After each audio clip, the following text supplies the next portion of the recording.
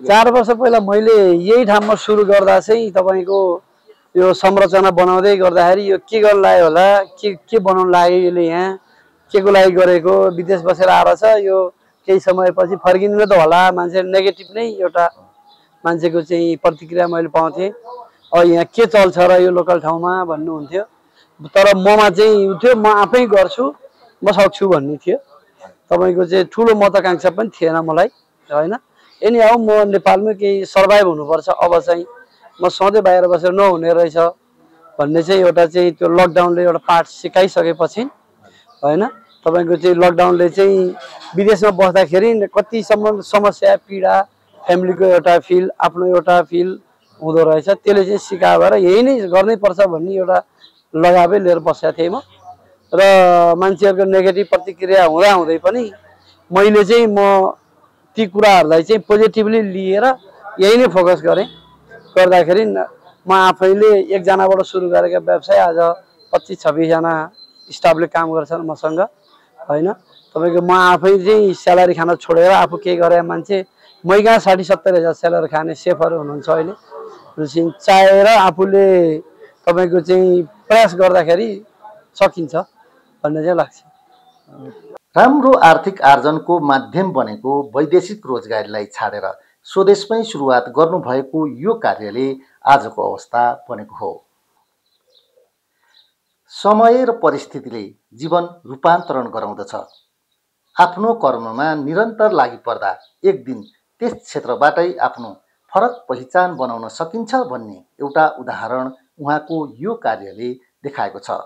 सुरुमै मैले तपाईको चाहिँ म नेपाल आउँदा जाँदा अब यहाँ यो स्थानीय लोकल एरिया पनि हो र यहाँ चाहिँ अब त्यस्तो किसिमको एउटा चाहिँ स्तरीय ब्रेड्स बनहरू बेकरी प्रोडक्टहरू पनि नभएको, मान्छेले त्यो स्तरीय लेभलको खाना पनि नपाएको, बाहिरबाट फ्याक्ट्रीबाट प्रोडक्ट भएर आउँथ्यो हैन। अब फ्याक्ट्रीले उत्पादन गरेको 2 दिनपछि सप्लाईले हामी कहाँ ल्याउँथ्यो, त्यही नै मार्केटमा चलिरहेको थियो। अनि त्यसलाई चाहिँ म आफैले चाहिँ एउटा रियलाइज गरेर हैन यही चाहिँ किन हामीले नबनाउने भनेर म आफैले चाहिँ सानै लगानीमा मेसिनहरू मात्रै किनेर एउटा टहरा बनाएर सुरु गरेँ। उत्पादन ब्रेडबाटै सुरु गरेँ। ब्रेड्स, बन, क्रोसान, डोनट, कुकिजहरू, बिस्कुटहरू, चिया, कफी त्यहीबाट सुरु गरेँ मैले। सुरु गर्दा चाहिँ उहाँको यो व्यवसाय रानीवन क्षेत्रभित्र पर्ने राधाकृष्ण मन्दिरको नजिकै सिनाबोन बेकरी एन्ड लाउन्जको नामले यस भेगमा चिनिएको छ। सामान्य रूपमा सुरुवात भएको उहाँको यो व्यवसायले आज रूप बदलेको छ। धेरै व्यक्तिहरूलाई रोजगारीको अवसर उहाँको यो कार्यले प्रदान गराएको छ। खुसी लागेको एकदम गर्वको कुरा हो यो चाहिँ। म 15-20 वर्ष इन्डिया बसेँ, त्यसपछि यहाँ कनेक्ट भएर यता आएँ। यहाँ एकदम राम्रो रहेछ। यहीँ गरेर यहीँ रोजगारी पाउँदाखेरि हामीलाई एकदम ठुलो खुसी लागेको छ। सन्तुष्टि टाइपको सेलेरी पाइरहेको, बच्चाहरू पालिरहेको, प्राइभेट स्कुलमा पढाइरहेको। हजुर, अब घरमा बुवाहरूलाई हेरचाह पनि अब यहीँबाट नै भइरहेको। आफ्नै देशमा केही गर्न पाउनु त्यो एउटा ठुलो भिन्नता लाग्छ। आफ्नो देशमा बेकरीहरू यस्तो अब अन्त विदेशमा बन्ने चिजहरू नेपालमै बनेको देख्न पाउँदा। म पेसा होटल लाइनमै हो। म आफै सेफ नै हो, इन्टर मल्टी कुजिन सेफ हो। लामो समय 15 वर्षको सिलसिलामा विभिन्न देशहरूमा बसेँ। म सुरुवात मेरो मालदिभ्सबाट सुरु भयो। त्यसपछि क्यारेबियनमा टापुमा काम गर्न गएँ म ब्रिटिस कोलोनीमा। त्यसपछि क्यानाडा, नर्वे, तपाईको चाहिँ ब्राजिल हुँदै तपाईको चाहिँ क्रुजमा काम गरेँ। केही समय लामो समय क्रुजमा पनि काम गरेँ। प्यासेन्जर क्रुजमा चाहिँ वर्ल्ड टुर गरियो, विश्वभरि घुमेर काम गर्ने अवसर पनि पाइयो। त्यसपछि म लकडाउनको अवधिमा चाहिँ दुबईको राजाको प्राइभेट सेफ भएर काम गर्ने अवसर मिल्यो। 3 वर्ष त्यहाँ काम गरेपछि लकडाउन भयो 2020 मा। लकडाउन पछि अनि छोडेर र राम्रो सेवा सुविधा नै छोडेर म नेपालमै यही फिल्डमा छु। र नेपाल आइसकेपछि पनि 6 महिनासम्म पनि मलाई उनीहरूले बोलाइराखेको थिए, आइज आउनुहोस् भनेर कम्पनीले पटक मलाई बोलाएको थियो। मैले चाहिँ आउने बित्तिकै अब केही यही गर्नु त सकिन्छ होला भनेर चाहिँ सुरु गरेँ। गर्दै जाँदाखेरि अब सफल भइयो। आफै केही गर्दाखेरि केही हुने रहेछ। अनि 6 महिनापछि मैले यहीँबाटै रिजाइन गरेँ कम्पनीमा।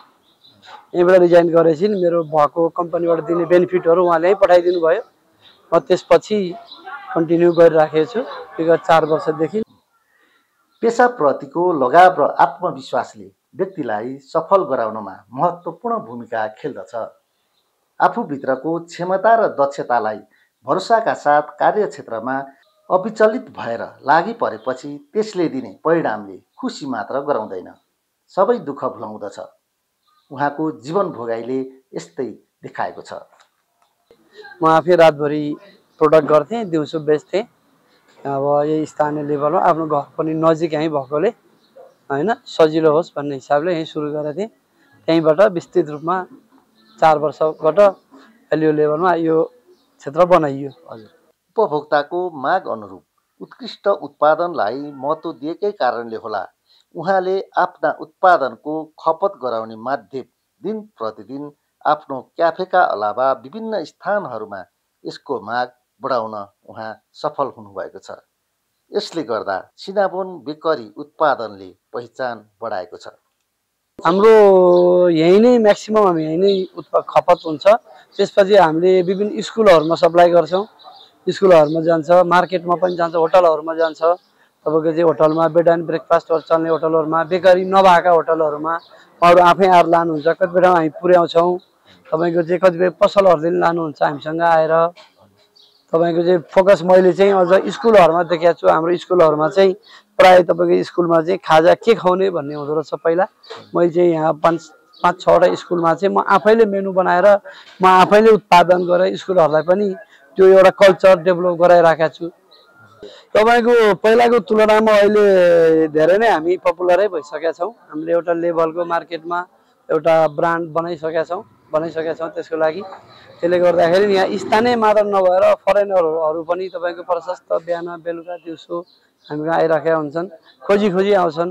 तपाईँको चाहिँ यो अहिले चाहिँ यो एरियामा नि प्रशस्त होमस्टेहरू, तपाईँको चाहिँ अपार्टमेन्टहरू होइन पर्यटनसँग जोडिएका मान्छेहरू बस्ने ठाउँ भएको कारणले गर्दाखेरि हामीसँग बिहानदेखि बेलुकासम्म यङ्गस्टारदेखि बच्चादेखि तपाईँको चाहिँ बुढाबुढीहरू समेत चिया खान चाहिँ आउने, बस्ने, गफ गर्ने एउटा गफ गर्ने थलो भएको छ। सेवा यहाँको एकदम सर्वसुलभ छ। विगतदेखि नै उहाँले सानोबाट सुरु गरेर आज यो स्थितिमा आउनुभएको छ। यहाँका उत्पादनहरू, यहाँका पुरा फ्रेस हुन्छन्। यहाँका दिन प्रतिदिन डेलीका प्रोडक्टहरू डेली बन्छ यहाँ, बेकरी आइटमहरू यिनीहरू। अनि अब हाम्रो बच्चाहरूको बर्थडे यताउति लगाएर हामीले सबैलाई केक पनि यहीँबाट नै प्रोभाइड गरिरहेको हुन्छौँ।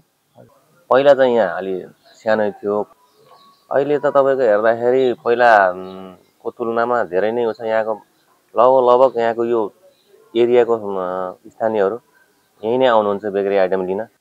सानो लगानीबाट पनि सुरुवात गर्न सकिने यो व्यवसायको माग नेपाली समाजमा दिन प्रतिदिन बढ्दो छ। व्यवसायिक ज्ञान र सिप सिकेर गर्न सकिने यस कार्यले पनि आय आर्जन गर्न सकिने भरपर्दो एउटा माध्यम हुन सक्छ भन्ने सत्य दृष्टान्त यहाँ देखाएको देख्न सकिन्छ। यो बेकरी केकको लागि तपाईँको चाहिँ ठुलो लगानी पनि चाहिँदैन, तर आफू स्किल चाहिँ हुनु पर्यो। आफू स्किल नभइकन म कसैलाई राखेर गर्छु भन्नुभयो भने चाहिँ गाह्रो हुन्छ। पहिला आफै स्किल हुनु पर्यो। यदि स्किल हुनुहुन्छ, यहाँले केही जान्नु भएको छ केक बेकरी पेस्ट्री सम्बन्धी भने चाहिँ 10-12 लाखले सुरु गर्न सकिन्छ व्यवसायलाई। ठुलो लगानी त्यस्तो भयङ्कर गर्नु पर्दैन। एउटा ओभन किनेर आफूले सुरुवात गर्न सकिन्छ। न्यूनतममा तपाईँको आफ्नो स्पेस छ भने तपाईँले 3 लाखको एउटा मेसिन किन्न पर्यो र ओभन किन्न पर्यो, एउटा मिक्सर किन्नु पर्यो। त्यसको लागि मिनिमम 8-10 लाख लगानी त चाहिन्छ। अनि त्यसको मार्केट चाहिँ कस्तो छ अहिले नेपालमा यो बेकरीको? यहाँको अनुभवमा के देख्नु? बेकरीको मार्केट तपाईँको चाहिँ अस्वस्थ प्रतिस्पर्धा छ। आफू स्किल नभइकन खोल्ने, गराउने, देखा सिकीमा गर्ने पनि छन्। त्यो नगरिकन पहिला आफू स्किल फुल भएर केही गर्न सुरु गर्नुभयो भने अवश्य नै सफल चाहिँ भइन्छ। त्यसमा त्यस्तो छैन, डिमान्ड छ। हाम्रो समाज मोडर्न हुँदै गएको छ। तपाईँको चाहिँ नयाँ चिजहरूको खोजी भइरहेछ, मान्छेलाई केही नयाँ खाउँ भन्ने भइरहेकै छ। हामी चाहिँ पुरानो तरिकाको शैलीको खाजा नास्ता खाना भन्दा हामी समाजै अपग्रेड भइरहेको छ होइन, देखा सिकी नि भइरहेको छ। र हाम्रो समाज अहिलेका युवाहरूले भनेको चाहिँ तपाईँको चाहिँ यो के अरे भन्छ आइटीको जमाना भएकोले के खाने, कस्तो खाने, कसरी खाने भन्ने कुरा चाहिँ कसैले सिकाउनै नपर्ने भइसकेको छ। होइन तपाईँको चाहिँ मोबाइल टिभी हरेक चिजले सिकाइरहेको छ कहाँ गएर के खाने भन्ने कुरो अहिलेको जेनेरेसनलाई भन्नै नपर्ने कन्डिसन छ उहाँहरू आफै खोजी खोजी आउनुहुन्छ अनि जुन एउटा व्यवसायमा लाग्न चाहने यस्ता व्यवसायमा लाग्न चाहनेहरूले खास के गर्दाखेरि चाहिँ व्यवसाय सफल हुँदो रहेछ अलिकति पनि बताइदिनु न तपाईँको केही गर्छु भन्ने एउटा चाहिँ पोजिटिभ मानसिकता भएको साथीभाइहरूलाई चाहिँ तपाईँ 10 लाख 12 लाख 15 लाख तिरेर बाहिर जाँदै हुनुहुन्छ भने त्यो पैसाले यहीँ के गर्न सकिन्छ भन्ने चाहिँ म भन्न चाहन्छु 10-12 लाख तिरेर नि तपाईँले जाने 1-1.5 लाखै कमाउने हो होइन त्यो माइन्डसेट बनाएर म 1-1.5 लाख यही कमाउँछु भन्ने माइन्डसेट बनाएर तपाईँको चाहिँ 10-20 लाख लगानी गर्नुहुन्छ भनेदेखि यही केही गर्न सकिन्छ तपाईँले आफूले पहिला नम्बर स्किलफुल चाहिँ हुनै पर्यो अरूमा डिपेन्ड हुनु भएन होइन त त्यसले गर्दाखेरि त्यसमा समस्या नै देख्दिनँ म केही न केही तपाईँलाई सर्भाइभल बनाउने अवस्था छ नेपालमा पनि केही गर्न सकिन्छ यहाँ त विदेशमा पनि लामो समय एउटा सेफको रूपमा काम गर्नुभयो होइन यहाँ यो ट्रेनिङहरू पनि केही दिने यहाँको यो क्याफेल त्यस्तो व्यवस्था गर्नु हामी कहाँ ट्रेनिङ लिन हामी कहाँ आउनुहुन्छ तपाईँको चाहिँ जस्तो चाहिँ अन्य ट्रेनिङ क्लासहरूमा चाहिँ इन्स्टिच्युटहरूमा चाहिँ तपाईँको चाहिँ 15 दिन 20 दिन 3 महिनाको कोर्स बनाएर हामी चाहिँ पढाएर मात्रै छोड्दैनौँ बेकरी प्लस बारिस्ता प्लस किचनमा चाहिँ हामी तपाईँको फ्रीमै ट्रेनिङ दिइरहेछौँ तर 6 महिना टाइम दिनुपर्छ 6 महिनामा हामी जोसुकै व्यक्तिलाई पनि पूर्ण रूपमा चाहिँ स्किलफुल बनाएर पठाइराखेको छु कतिपय हामीसँग सिकेर बाहिर पनि जानुभएको छ सर्टिफिकेट लिएरै अस्ट्रेलिया क्यानाडा क्रोएसिया जर्मन फ्रान्समा हुनुहुन्छ साथीभाइहरू हामी कहाँ सिकेर जाने तर 6 महिना हामी पैसा नलिकन उहाँले 8 घन्टा टाइम दिनु पर्यो उहाँलाई पैसा नलिकन हामी स्किलफुल बनाएरै पठाउँछौँ बारिस्तामा होस् या बेकरीमा होस् या हट किचनमा होस् यहाँले जुन 4 वर्ष पहिला सुरुवात गर्दाको पिरियड र अहिले फर्केर हेर्दाखेरि अहिलेको अवस्थामा आइपुग्दाखेरि कस्तो लाग्छ आफूलाई तपाईँको म आफैले नसोचेको एउटा इम्प्रुभमेन्ट भएको छ प्रगति भएको सोच्छु म चाहिँ त्यसैले मेरो आफ्नो डेडिकेसनले काम गरेछ म आफ्नो प्यासनले काम गरेछ होइन तर 4 वर्ष पहिलाको तुलनामा त मैले 4 वर्ष म यहाँसम्म आइपुग्छु भन्ने मैले सोचेको थिएँ आफूले गरेको पेसाप्रति खुसी हुनुहुन्छ विदेशबाट फर्केर स्वदेशमा आएर यो काम गर्दाखेरि एकदम म आफू एकदम सेटिस्फाइड छु तपाईँको म आफूले बाहिर बस्दा पनि म तपाईँको 5-6 लाख रुपियाँ स्यालेरी विगत 10 वर्षदेखि खान्थेँ त्यो तुलनामा म यहाँ धेरै सेटिस्फाइड छु यहीँ केही गर्न पाउँदा केही गर्न सक्दा तपाईँको चाहिँ आफू दोबारा फेरि पासपोर्ट बोकेर जानु नपर्दा म धेरै खुसी छु अन्तिममा यहाँ जो युवाहरू छ यस्तो उद्यमशीलतामा लाग्न चाहनेहरूलाई के भन्न चाहनुहुन्छ उद्यमशीलतामा लाग्ने युवाहरूलाई सबभन्दा पहिला तपाईँको माइन्डसेट हुनु पर्यो यहाँ केही छैन केही हुँदैन नेपालमा के छ र भन्ने चिज चाहिँ दिमागबाट हटाउनु पर्यो होइन सबभन्दा पहिला आफूले मैले गरेँ हुन्छ भन्नेमा आफू कन्फिडेन्ट हुनु पर्यो तपाईँ आफू कन्फिडेन्ट भएर केही सुरु गर्नुभयो नहुने भन्ने कुरै छैन